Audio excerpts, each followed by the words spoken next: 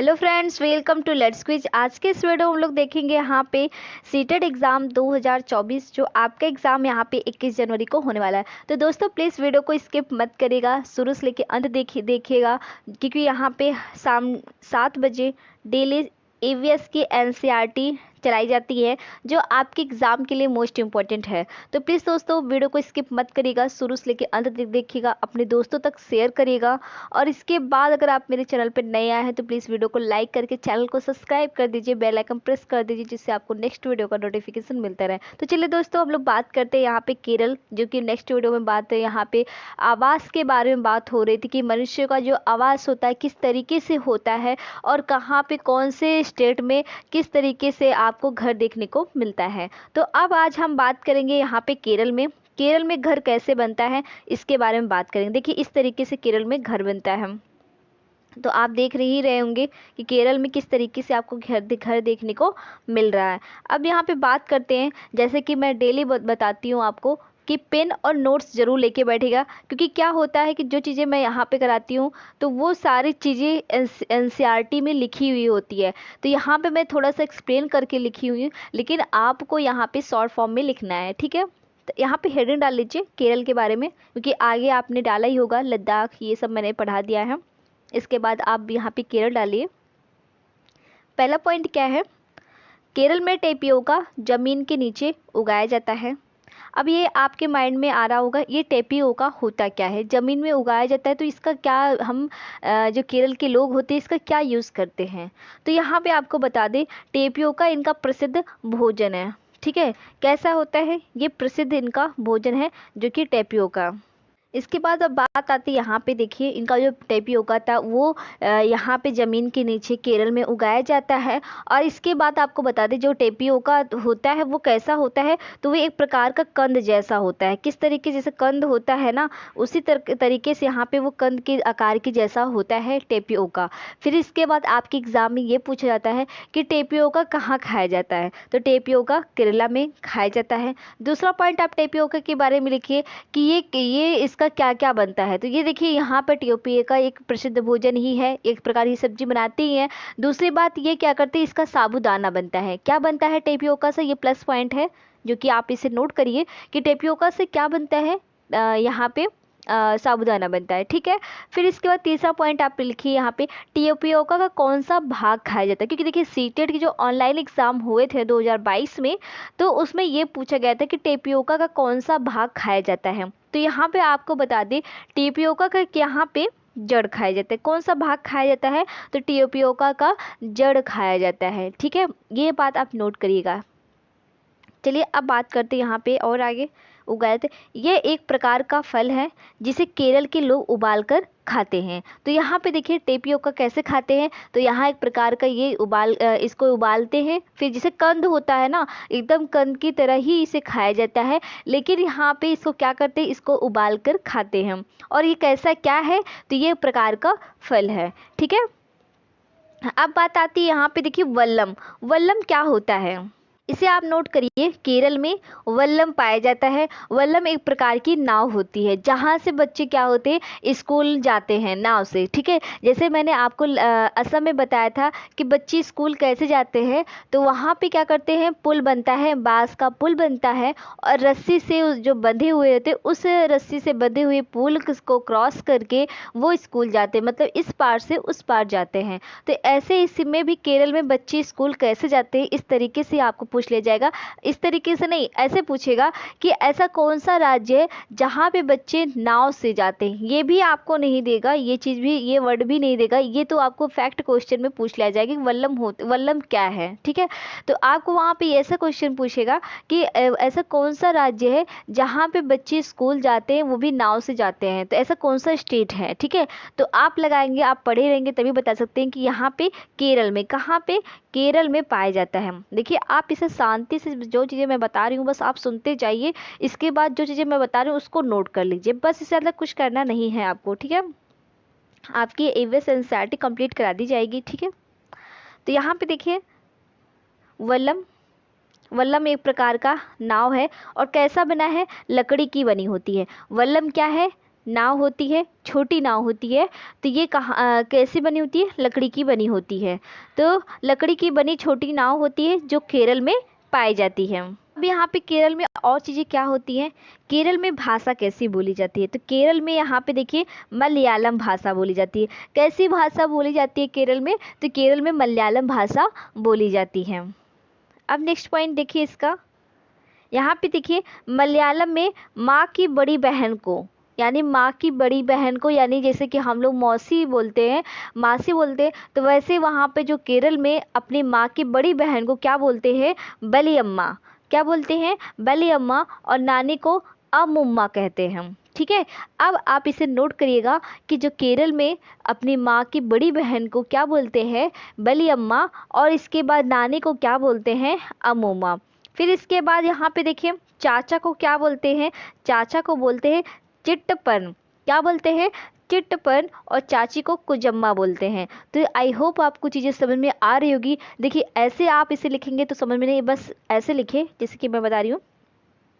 यहाँ पे केरल हेडिंग डालिए, केरल के बारे में अब चीज़ें मैं क्या क्या नोट करा रही हूँ वो आप इसे नोट करिए।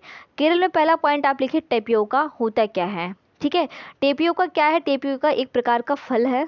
इसे क्या करते हैं? इसे उबाल कर खाते हैं। दूसरा पॉइंट, ये कहाँ प्रसिद्ध है? तो ये केरला में प्रसिद्ध है। इसका कौन सा भाग खाया जाता है? तो इसका जड़ भाग खाया जाता है। ठीक है, अब बात करते हैं यहाँ पे देखिए वल्लम। वल्लम क्या है? यहाँ पे आप देखिए दूसरा पॉइंट आप इसे ब्लैक पेन से लिखिएगा। दूसरा पॉइंट वल्लम। वल्लम क्या है? वल्लम एक प्रकार का आप केरला में एक छोटी सी नाव है जहाँ पे बच्चे स्कूल इस पार से उस पार जाते हैं। और वो किससे बनी होती है? तो वो लकड़ी की बनी होती है। तो आपको 2 पॉइंट वहाँ पे लिखना है। तीसरा पॉइंट आपको क्या लिखना है केरला में, कि केरला में जो भाषा बोली जाती है वो कौन सी भाषा बोली जाती है? तो वो मलयालम भाषा बोली जाती है। फिर इसके बाद यहाँ पे देखिए फिर केरल में और भी चीज़ें क्या होती हैं जहाँ पे बच्चे क्या क्या बोलते हैं। तो यहाँ पे देखिए जो एक मिनट, जो मलयालम में मतलब केरला में मतलब मलयालम लैंग्वेज में अपनी जो बड़ी माँ जो मतलब जो मासी होती हैं उनको क्या बोलते हैं बच्चे? तो उनको बोलते हैं बली अम्मा। और नानी को क्या बोलते हैं? नानी को, यानी नानी किसे बोलते हैं? अपनी माँ के मम्मी को बोलते हैं। यानी जो हमारी माँ रहती हैं उन्हीं की जो मम्मी होती है उन्हें हम लोग क्या बोलते हैं? नानी बोलते हैं। तो नानी को क्या बोलेंगे? अमुम्मा। फिर चाचा को क्या कहते हैं? चिटपन। और चाची को कुजम्मा। ठीक है, अब यहाँ पे और भी चीज़ें देखिए समझ में आ जाएगी आपको। देखिए यहाँ पे देखिए चाचा को चिटपन और चाची को कुजम्मा। पिता को क्या बोलते हैं? पिता को अप्पा बोलते हैं। तो यहाँ पे अब आप समझ में आ रहा होगा कि अगर क्वेश्चन में आ गया कि वल्लम क्या है, मलयालम कहाँ की भाषा है, चाचा को क्या कहते हैं, नाना नानी को क्या कहते हैं, जैसे कि यही स्टेटमेंट आपको आ गया देखने को। ठीक है, यही स्टेटमेंट अगर आपके एग्ज़ाम में पूरा यही डिक्टो यही छप गया तो कैसे आप पहचानेंगे? पढ़े रहेंगे तो ही ना पहचान पाएंगे। तो इसलिए बोल रही हूँ कि ये चीज़ें आप जरूर नोट करिएगा। केरल हेडिंग डालिएगा, फिर केरल हेडिंग डालने के बाद ये सारी चीज़ें आप इसे नोट कर लीजिएगा। ठीक है, तो चलिए अब यहाँ पे दूसरा पॉइंट हम बात करते हैं केरल में और भी चीज़ें क्या होती हैं। केरल में एक जगह से दूसरी जगह जाने के लिए फेरी नाव का प्रयोग किया जाता है। अब यहाँ पे देखिए ये चीज़ भी है फेरी। आखिर ये फेरी वर्ड क्या होता है? तो यहाँ पे देखिए केरल में एक जगह से दूसरी जगह जाने के लिए फेरी नाव, यानी नाव वहाँ पे होती है। जैसे कि वल्लम हो गया, वल्लम उसका यूज़ करते हैं जो बच्चे स्कूल जाते हैं, वो लकड़ी की बनी होती है। और इसके बाद क्या करते हैं, वो लकड़ी की बनी होती है और एक जगह एक इस पार से उस पार जाने में मदद मिलता है वो केरला के बच्चों को स्कूल जाने में। ठीक है, अब दूसरी बात यहाँ पे अगर हमें कहीं और जाना है, मार्केट जाना है या फिर कहीं रिलेटिव में जाना है या फिर कहीं और जाना है, तो क्या करते हैं हम फेरी नाव का यूज़ करते हैं। किसका यूज़ करते हैं? फेरी नाव का प्रयोग करते हैं।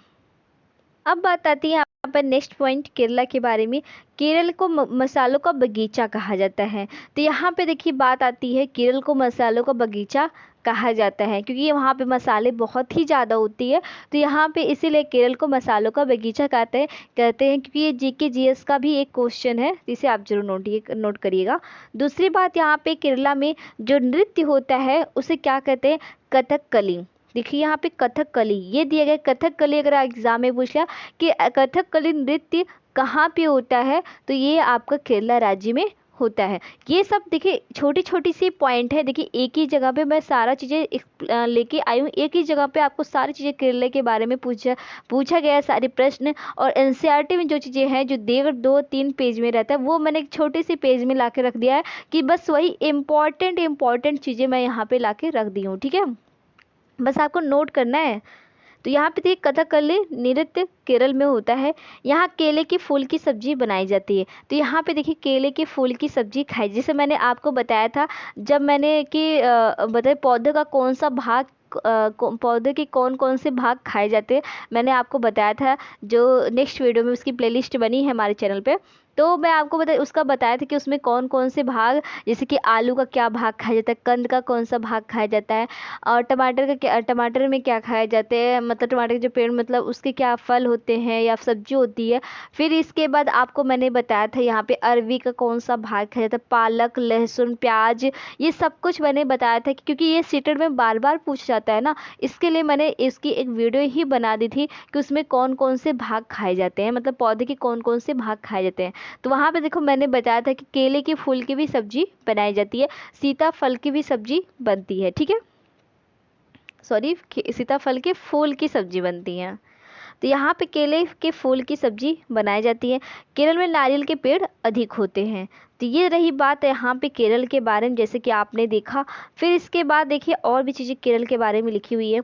केरल के निकटवर्ती राज्य जैसे कि तमिलनाडु, कर्नाटक और इसकी राजधानी तिरुवनंतपुरम है। तो ये यानी आपके केरल की राजधानी पूछ ली जाए, तिरुवनंतपुरम है।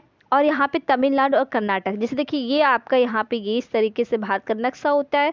यहाँ पे मैप में देखिए यहाँ पे केरल है, केरल के ऊपर क्या मिलेगा, कर्नाटक, और इसके बगले क्या मिलेगा, तमिलनाडु। तो यहाँ पे देखिए जो इसके निकटवर्ती राज्य है, तो यहाँ पे कर्नाटक, ये हो गया तमिलनाडु, और ये रहा आपका केरल। अब बात आती है यहाँ पे देखिए और भी चीज़ें क्या लिखी हुई है, नेक्स्ट पॉइंट डालिएगा। गुजरात से केरल तक की यात्रा के बीच महाराष्ट्र और कर्नाटक राज्य पड़ता है। जैसे कि मैंने आपको बताया था, यहाँ पे देखिए इस तरीके से यहाँ पे आपको राजस्थान मिलेगा, एमपी मिलेगा, इधर साइड एमपी मिलेगा, इधर आपको महाराष्ट्र मिलेगा, फिर आपको गोवा मिलेगा, गुजरात मिलेगा, फिर इसके बाद यहाँ पे देखिए गोवा मिलेगा, फिर गुजरात, कर्नाटक, फिर केरल आपको देखने को मिलेगा, फिर इधर आपको तमिलनाडु। इस तरीके से यहाँ पे स्थल रुद्र यहाँ पे जो बंगाल की खाड़ी में, क्योंकि देखिए ये आपका यहाँ पे खंबात की खाड़ी, अरब सागर, यहाँ पे खंबात की खाड़ी देखने को मिलता है, और यहाँ पे देखिए बंगाल की खाड़ी, यानी अरब सागर यहाँ पे है, ये अरब सागर तटीय राज्य है, और ये इधर बंगाल साइड राज्य है। ठीक है, तो ये चीज़ भी आप इसे नोट करिएगा। इधर आपको मिलते हैं 5 स्टेट, इधर आपको मिलते हैं यहाँ पे 4, इधर आपको 5 स्टेट, इधर आपको 4 स्टेट मिलते हैं, जो कि यहाँ पे 9 राज्य ऐसे हैं जो कि समुद्र से ही लगे हुए हैं। ठीक है, अब यहाँ पे बात करते हैं, यहाँ पे देखिए कोझिकोड केरल में है, मल्लापुरम जिला केरल में है। तो ये सब भी आप इसे नोट करिएगा, कोझिकोड क्या है, मल्लापुरम, ये सब एनसीईआरटी में लिखी हुई है, जैसे कि मैंने अपने से खुद से नहीं बना के लाया हुआ है। ठीक है, ये आपकी एबीएस की एनसीईआरटी में लिखी हुई है, वही चीज़ आपको यहाँ पे नोट कराया जाए। इससे अच्छा एक्सप्लेन कोई और नहीं करा पाएगा, इसके लिए मैं बोल रही हूँ इसे नोट कर लीजिए, ये कई चीज़ें नहीं मिलेगी आपको। ठीक है, तो यहाँ पे कोझिकोड केरल में है, मल्लापुरम जिला केरल में है। ठीक है, अब नेक्स्ट पॉइंट देखिए, यहाँ पे गोवा से केरल तक रेल के रास्ते में 52 सुरंग मिलेगा और 2000 पुल। ठीक है, यहाँ सॉरी 52 नहीं 92, यानी 92 सुरंग आपको देखने को मिलेगा, और यहाँ पे 2000 आपको पुल देखने को मिलेगा। फिर इसके बाद तमिलनाडु भारत के दक्षिण में स्थित है, इसके पड़ोसी राज्य केरल, कर्नाटक और आंध्र प्रदेश आपको देखने को मिलेगा। जैसे मैंने आपको बताया था यहाँ पे इस तरीके से कि यहाँ पे आपका केरल है, इधर आपका कर्नाटक है,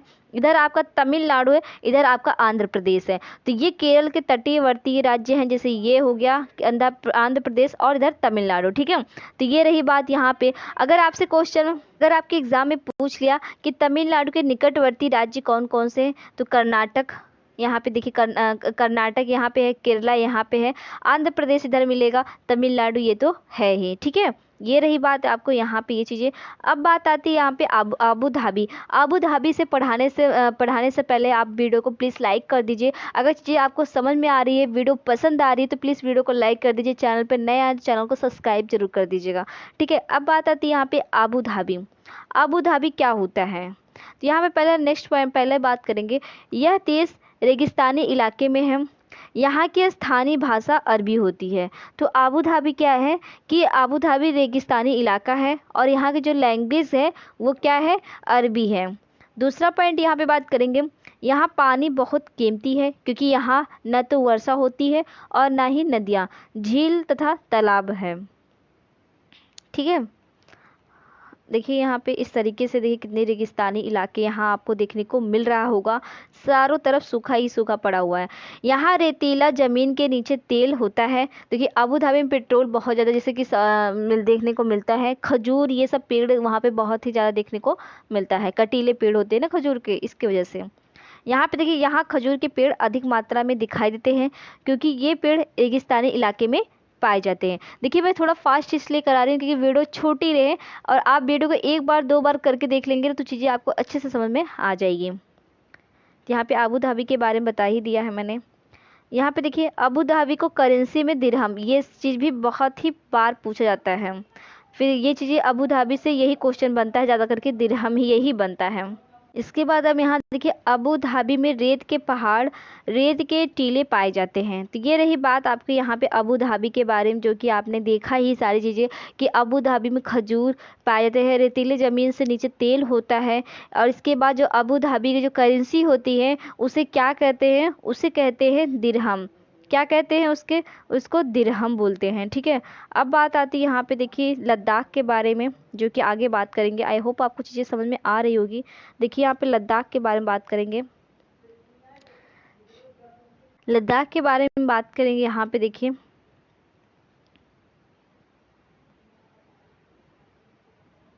फिर आ जाएगा आपका राजस्थान। हम ये टॉपिक आपको कल बता देंगे, अच्छे से एक्सप्लेन करके बता देंगे। ठीक है, अभी बताएंगे वीडियो बहुत बड़ी हो जाएगी और आपको पढ़ने में ये रहेगा कि मतलब बहुत ज़्यादा क्वेश्चन हो गए। तो इतना चीज़ें आप पहले नोट कर लीजिए, फिर हम नेक्स्ट वीडियो में बात करेंगे। ठीक है, प्लीज़ अगर वीडियो पसंद आए तो प्लीज़ वीडियो को शेयर करिएगा दोस्तों तक अपने, और अगर आपको पसंद आए तो प्लीज़ वीडियो को लाइक कर दीजिएगा। चैनल पर अगर नए आए तो चैनल को सब्सक्राइब करके बेल आइकन प्रेस कर दीजिए, जिससे आपको नेक्स्ट वीडियो का नोटिफिकेशन मिलता रहे। तो मिलते हैं हम लोग नेक्स्ट वीडियो में। Thank you for watch video.